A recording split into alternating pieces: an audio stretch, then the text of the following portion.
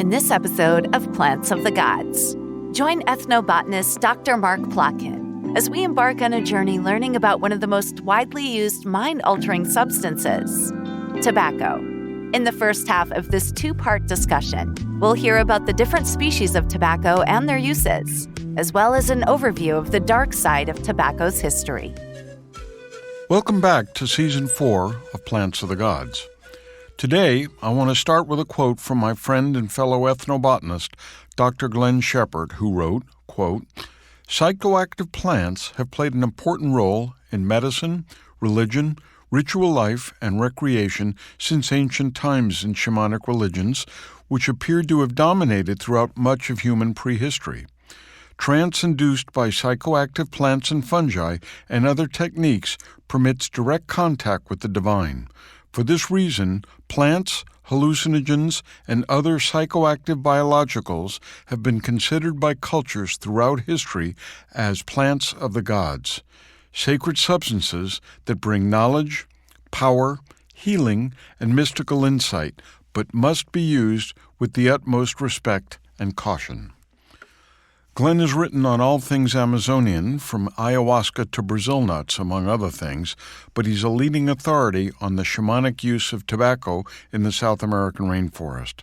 And today's episode of Plants of the Gods focuses on this very same plant. The title of this episode is Tobacco, the Sacred Shamanic Plant of Freedom and Enslavement. Why is tobacco a plant of freedom? Because in shamanic cultures, the smoking or ingestion of tobacco frees the shamans to escape their earthly bonds. In Shepard's words, and I quote, "Not even the sky is the limit. The greatest shamans ascend beyond the heavens to mingle with immortal spirit beings, the very gods of creation, who defend and perpetuate the universe through their ceaseless war against the forces of chaos and evil." End of quote. Why is tobacco a plant of freedom? Because in Western culture, so lucrative was the trade in tobacco in colonial America that it essentially funded the development of a wealthy and educated class of Virginia planters who then spearheaded the American Revolution. Fully 25% of the men who signed the Declaration of Independence were tobacco farmers, including future presidents Washington, Jefferson, Madison, and Monroe. Let me repeat that. Fully 25% of the men who signed the Declaration of Independence were tobacco farmers. Then why is tobacco a plant of enslavement? Because nicotine, the active ingredient in tobacco, is one of the most addictive substances known. The Yanomami peoples, who inhabit both sides of the Brazil-Venezuela border, and whom I featured in Season 1 of Plants of the Gods, are prodigious consumers of hallucinogenic snuffs. Every Yanomami male I met during the time I spent in those rainforests kept a rolled-up quid of tobacco leaf or leaves in his mouth, underneath his lower lip. I was told on more than one occasion that they sometimes took the magic snuff every day, but would feel sick and weak if they had to pass a single day without their sacred tobacco. Even the very earliest accounts of the European encounters with tobacco recorded its enslaving and addictive properties. Spanish priest and social reformer Bartolomé de las Casas, who arrived in the New World just 10 years after Columbus's initial landfall, wrote, quote, "I have known Spaniards on this Isle of Hispaniola who smoked cigars, and being reprimanded for it by telling them it was a vice, replied that they were unable to cease using it."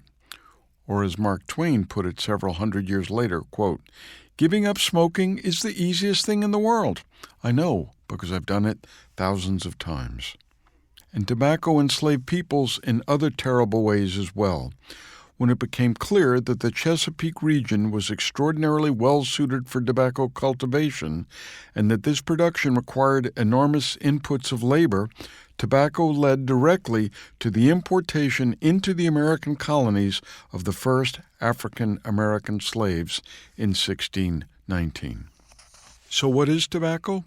In her classic 2009 book, Wicked Plants, Amy Stewart described tobacco as, quote, a leaf so toxic it has taken the lives of 90 million people worldwide, so potent that it can kill through skin contact alone, so addictive that it fueled war against Native Americans, so powerful that it led to the establishment of slavery in the American South, and so lucrative that it spawned a global industry worth $300 billion. In fact, tobacco is the common name of several plants of the genus Nicotiana of the family Solanaceae, as well as the general term for products prepared from the leaves of these plants. More than 70 species of Nicotiana are known, but the two species in widest use are Nicotiana tabacum, the main ingredient in commercial preparations like cigarettes and cigars, and the much more potent Nicotiana rustica. Most Nicotiana species are native to the Americas, although there is a small number of species indigenous to Australia where there is some traditional use, mostly chewing of the leaves amongst the Aborigines themselves. Of all the American species, only two already mentioned were cultivated, and these two dominated the scene from southern South America to northern North America. Nicotiana rustica was dominant in North America east of the Rockies in pre-Columbian times, while Nicotiana tabacum predominated in the rest of the hemisphere. Nicotiana rustica is extraordinarily rich in nicotine, possessing anywhere from 2 to 9 times as much nicotine as Nicotiana tabacum. That is why indigenous peoples in North America have often been portrayed as, quote, smoking the peace pipe. When I was a kid growing up in New Orleans watching TV shows and movies about cowboys and Indians, the indigenous peoples often sealed an agreement or demonstrated their friendship by smoking the peace pipe, usually a type of long ceremonial pipe known as calumet or calumet. The chief would take a puff and then pass the pipe to the person next to him, who would in turn pass the pipe until it had traveled around the entire circle. Ethnobotanists can explain this phenomenon. Once you took a hit off a pipe filled with the highly potent Nicotiana rustica, you needed a few minutes to recover before you were ready for the next hit. The psychonaut community comes into frequent contact these days with the powerful Nicotiana rustica. It is often the main ingredient in rapé snuff, and it is frequently smoked by Peruvian shamans in ayahuasca ceremonies where it is known as mapacho. Intriguingly, both Nicotiana rustica and Nicotiana tabacum are hybrids. Neither species is commonly found in nature, meaning that these species either hybridized naturally or were created by human hands by crossing wild species originally found only in Central America.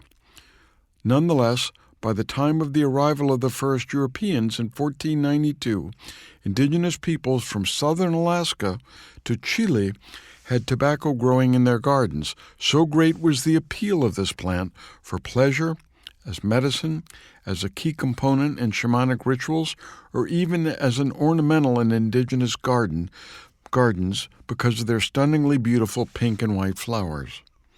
Moreover, so central a role does tobacco play in these shamanic cultures that more methods of utilization have developed for tobacco than virtually any other plant. Let me repeat that. More methods of utilization have developed for tobacco than virtually any other plant. Tobacco was smoked, snuffed, chewed, licked, drunk, and even taken in an enema. Folks, don't try this at home. My preferred form of taking tobacco is a unique preparation known as ambil, taken in prodigious quantities by the Yucunas and other indigenous peoples of the Colombian Amazon. It is also popular in adjacent Venezuela, where it is known as chimo. Ambil is a black, tarry-looking paste prepared by boiling down tobacco leaves into a thick syrup. Wood ash is then added, which thickens the paste and probably facilitates the release of the nicotine alkaloid into the bloodstream. The Yukunas rub the ambil into their gums above the front teeth throughout the course of the day, but even more so during the nearly all-night sessions in which they sit and converse while taking mambe coca powder, as detailed in an earlier episode of Plants of the Gods. The shamans say that ambil relaxes the body, facilitates conversation, heals the soul, clears the mind, and prepares it for the ingestion of other sacred plants like ayahuasca and coca.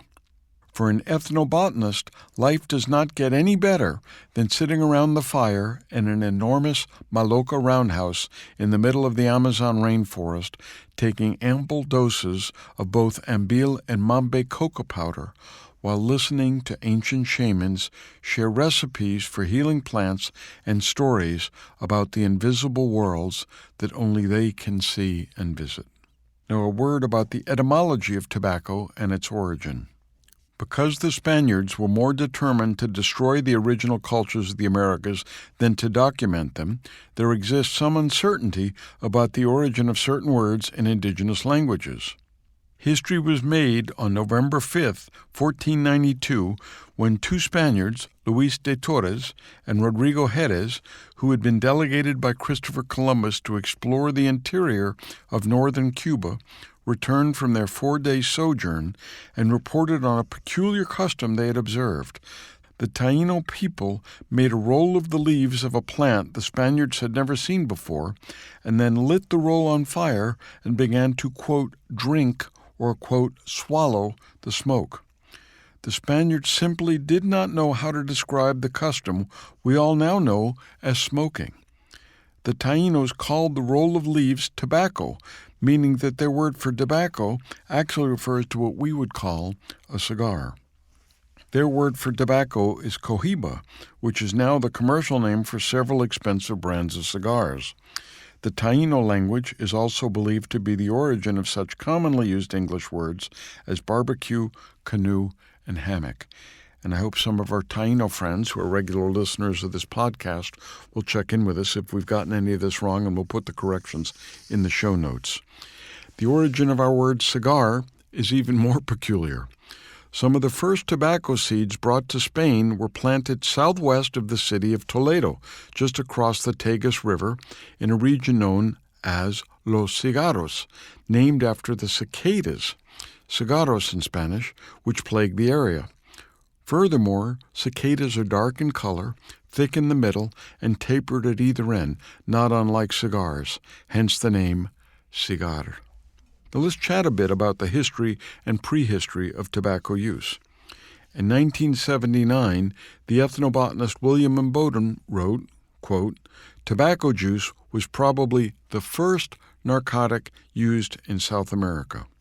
At the time of that writing, ethnobotanists knew of tobacco remains that had been used 1,500 years ago in what is now Mexico.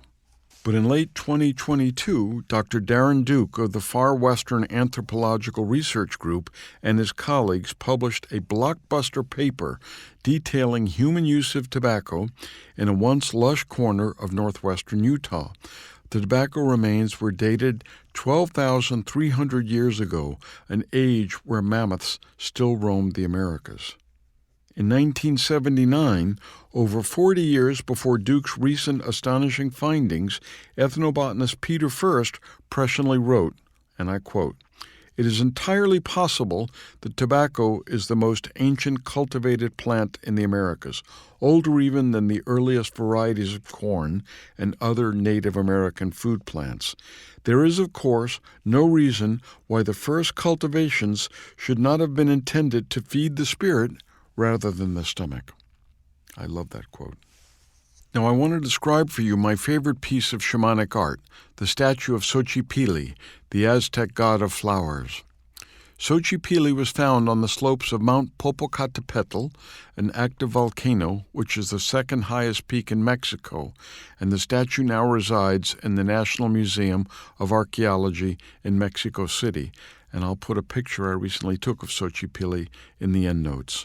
Schultes himself describes Xochipilli as follows, quote, His face is in ecstasy, as though seeing visions in an intoxication.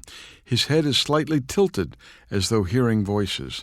His body is engraved with stylized flowers which have been identified as sacred, most of them inebriating, that is, hallucinogenic plants. The pedestal on which Xochipilli sits is decorated with a design representing caps of Psilocybe aztecorum, a hallucinogenic mushroom known only from this volcano." End of quote. Thus, Xochipilli undoubtedly represents not simply the prince of flowers, but more specifically the prince of inebriating flowers, including the mushrooms which in Aztec poetry were called flowers that intoxicate. And on Xochipilli's thigh is a tobacco flower. Yet tobacco has often been overlooked in books and papers on entheogens. In an excellent new book by ethnobotanist Jeremy Narby and his indigenous colleague Rafael Pizzuri entitled Plant Teachers, Ayahuasca, Tobacco, and the Pursuit of Knowledge, the authors write, quote, "Until recently, scientists did not consider nicotine or tobacco as a hallucinogen, but those who were knowledgeable of the high doses of strong, dark tobacco consumed by Amazonian shamans recognized the plant's potential to generate hallucinogens or visions. According to Schultes and Hoffman, the Zaparo people of the Peru-Ecuador border region, quote, take ayahuasca to see better, but believe their true power derives from tobacco. The Tarahumara peoples of Mexico, according to ethnobotanist Robert Bai, who was a grad student of Schultes himself, consider tobacco second in importance only to their most sacred plant, which is peyote. And the late ethnobotanist Johannes Wilbur noted that, in South America, tobacco is a transformation agent, when shamans claim the ability to transform themselves into jaguars and roam the jungle at night. If you've enjoyed this podcast, please remember to give us a good rating and to subscribe and share with like-minded folks. We appreciate your support for the protection of the knowledge and biodiversity of South America by the Amazon Conservation Team. In our next episode, join us for part 2 of this discussion about tobacco as we learn more about the spiritual properties of this sacred plant.